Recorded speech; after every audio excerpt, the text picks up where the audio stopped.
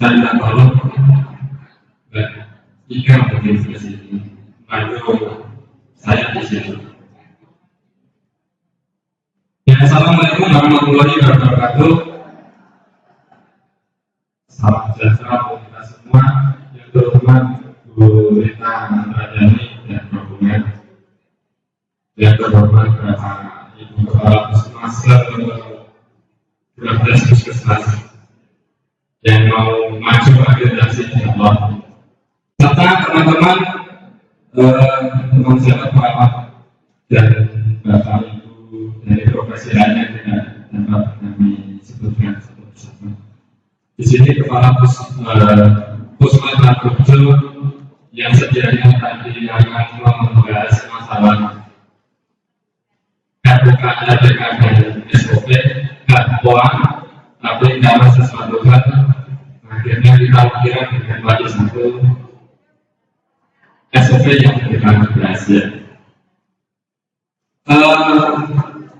Untuk SOP Margorejo formatnya seperti ini. Jadi yang pertama titiknya adalah ada logo Herga, kemudian ada SOP, namanya SOP yang paling atas, kemudian ada nomor SOP, nomor revisi, tanggal terbit, halaman, dan logo puskesmas, serta ada nama puskesmas Margorejo dan nama kepala puskesmas. Untuk nomor SOP ini sampai dengan saya pada waktu membuat SOP tentang koordinasi dan komunikasi lintas program, biar judulnya bisa ya. Pada waktu saya membuat SOP tentang koordinasi dan komunikasi lintas program ini, untuk admin belum menyiapkan tanda dokumentasinya untuk tata naskahnya, sehingga kita masih kosongan bulan. Jadi itu masih kosong pada waktu saya membuat. Kemudian masuk ke substansi isinya. Yang pertama tentang pengertian dari komunikasi lintas program. Untuk yang pengertian koordinasi adalah penyelarasan tujuan dan kegiatan-kegiatan dari unit atau bagian atau bidang-bidang fungsional dari suatu organisasi yang terpisah untuk mencapai sasaran organisasi. Kemudian komunikasi adalah suatu proses menyampaikan pesan oleh seseorang kepada orang lain untuk memberitahu, berpendapat, mengubah sikap atau perilaku baik secara langsung maupun tidak langsung. Kemudian lintas program adalah kerjasama di masing-masing program dalam satu instansi. Kemudian tujuan dari SOP ini adalah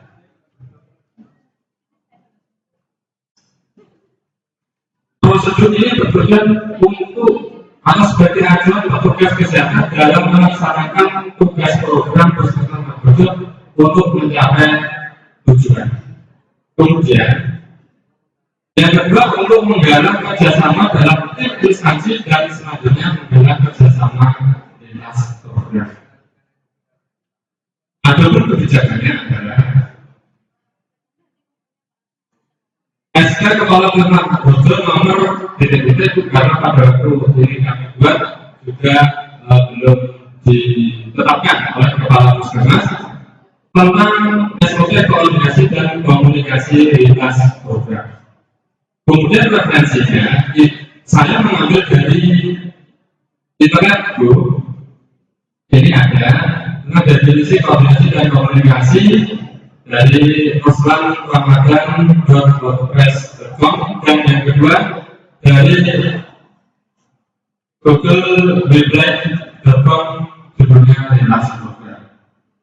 Kemudian prosedurnya atau langkah-langkahnya adalah ada dua, ada persiapan dan pelaksanaan. Adapun untuk persiapannya itu ada 4 langkah. Yang pertama, menentukan sasaran lintas program yang akan diundang. Kemudian yang kedua, menentukan hari, tanggal, dan waktu koordinasi dan komunikasi dilaksanakan. Kemudian yang ketiga, meminta persetujuan dari Kepala Puskesmas untuk melaksanakan koordinasi dan komunikasi.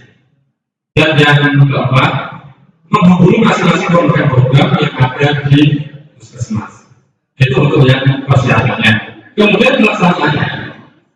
Yang pertama mempersiapkan tempat pelaksanaan, yang kedua menyediakan peralatan yang dibutuhkan, dan yang ketiga menyediakan peralatan akomodasi, data hadir dan pengumpulan.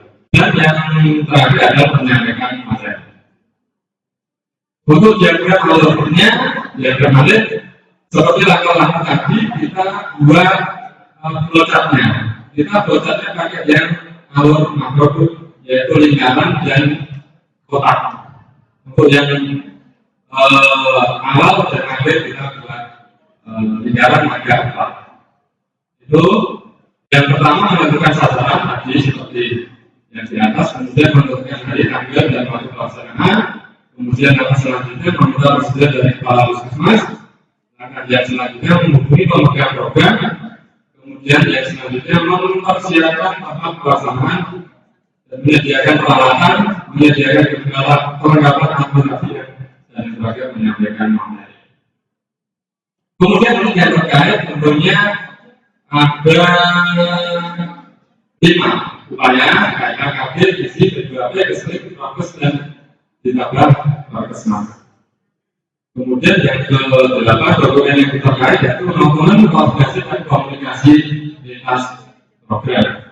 Kemudian yang terakhir rekaman historis perubahan nomor, kemudian yang kedua isi program, yang terakhir adalah kita jadi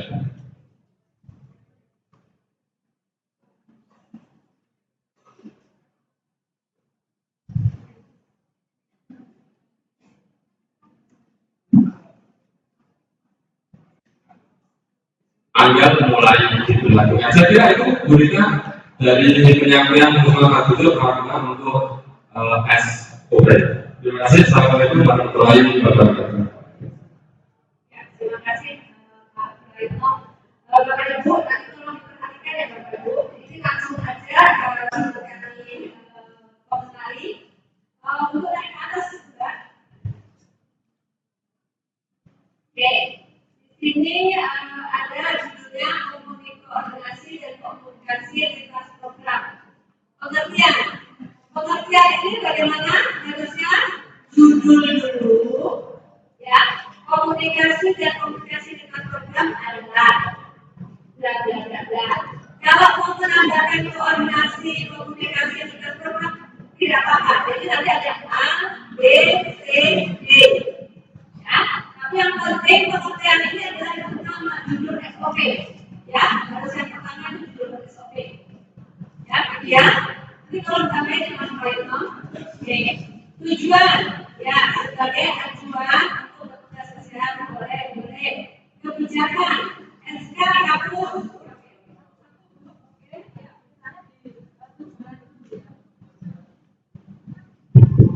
Sampai tujuan. Kalau tujuan itu kalau sama sekali supaya kita tidak banyak berpikir, maka tujuannya adalah sebagai acuan dalam penerapan langkah-langkah dalam dunia apa seperti itu. Jadi kita tidak perlu banyak berpikir.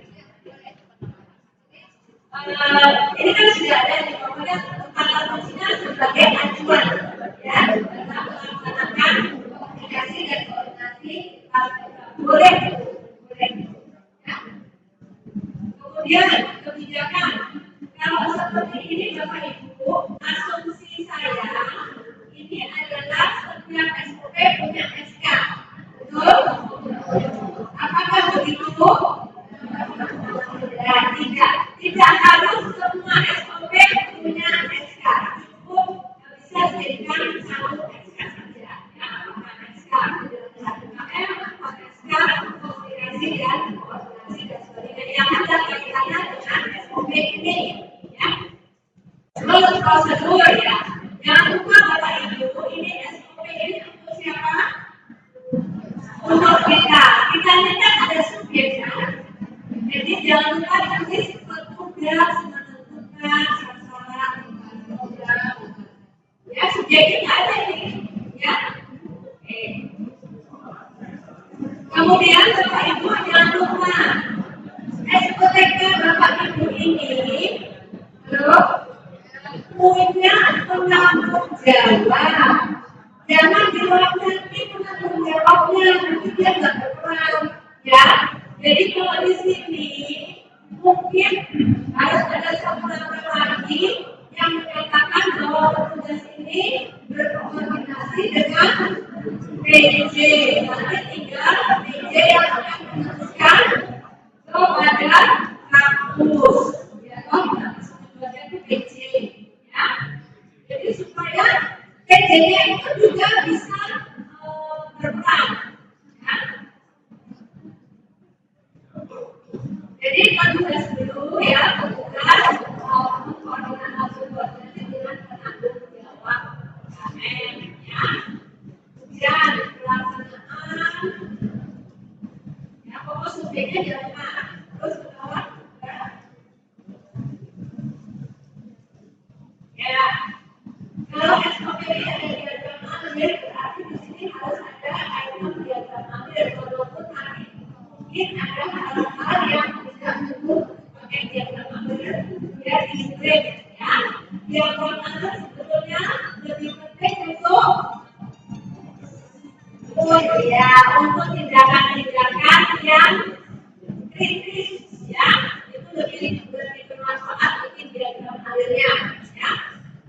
Kemudian terkait nah kalau memang ada rekaman histori perubahan ini berarti kan satu puskesmas Purworejo ini SOP-nya selalu pakai sampai 9 ya item, betul? Betul. Nah rekaman historinya ini kalau ada perubahan yang ditulis itu yang di mana? Yang di SOP awal atau di SOP perubahan?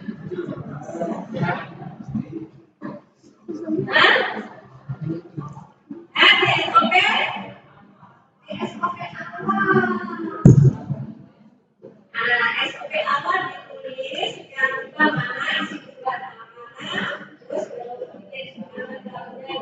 buatkan SOP ya. Oke. Mungkin guru dalam baik Bapak Ibu tolong kembali ke atas. Ini mungkin karena di sini UKM sehingga tidak mungkin ada sedikit perbedaan dengan yang di garis B.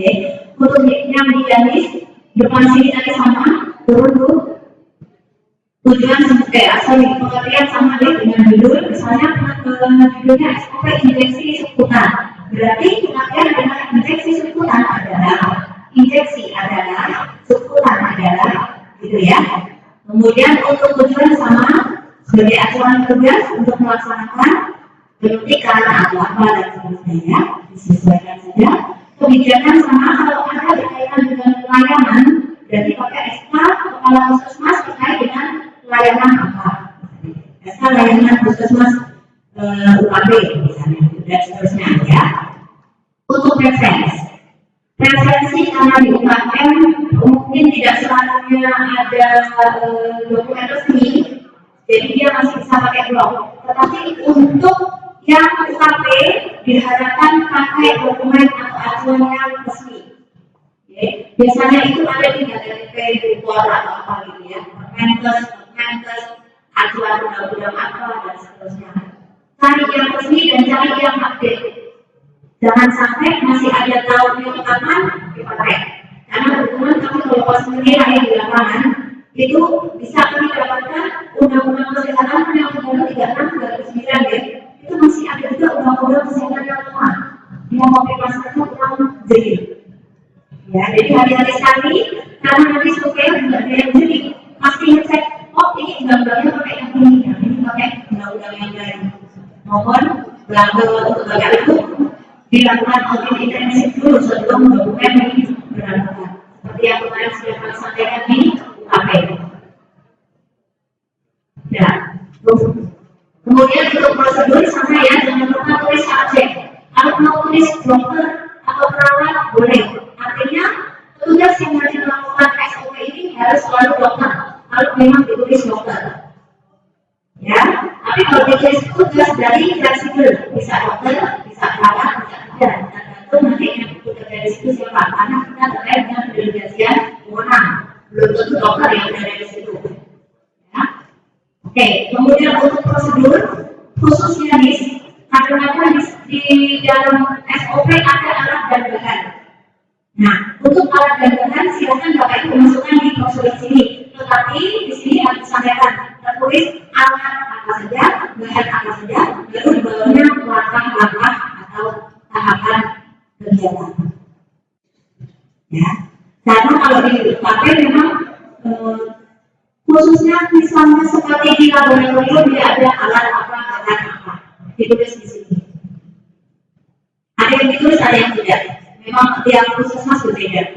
Jadi monggo nanti kalau itu berproses apakah mau ditulis.